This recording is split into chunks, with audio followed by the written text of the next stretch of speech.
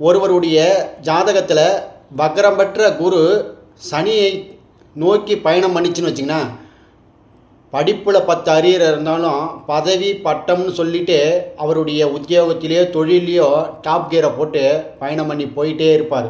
பொருளாதாரத்தில் தன்னிறைவை அடைவார். எனக்கு என்னுடைய வாழ்க்கையில் பணம், காசு, தொழில், உத்தியோகம் அதெல்லாம் வெற்றி அடைஞ்சிட்றேன் அப்படின்னு சொல்லிட்டு எளிமையாக பேசக்கூடிய ஜாதகர் யாருன்னு கேட்டால், இந்த வக்ரம் பெற்ற குரு சனியை நோக்கி பயணம் பண்ணிச்சுன்னா அவருடைய ஜாதகத்தில் அடுத்த கட்டம் குரு இருக்கிற கட்டத்திலேருந்து அடுத்த கட்டம் சனி இருந்ததுன்னு வச்சுக்கான். அந்த மாதிரி குரு சனி சேர்க்கை பொருளாதாரத்தில் தன்னிறைவு, உத்தியோகமாக இருந்தாலும் சரி, அது தொழிலாக இருந்தாலும் சொல்லுவோம், வாழ்க்கையில் வெற்றிப்படிகளை தாண்டி போய்கிட்டே இருப்பாங்க. இது எப்படின்னா, அனுதினமும் செய்யக்கூடிய சனி குருவோடு தொடர்பு வரும்போது பொருளாதாரத்தில் தன்னிறைவு பெற்று விடுவார்கள்.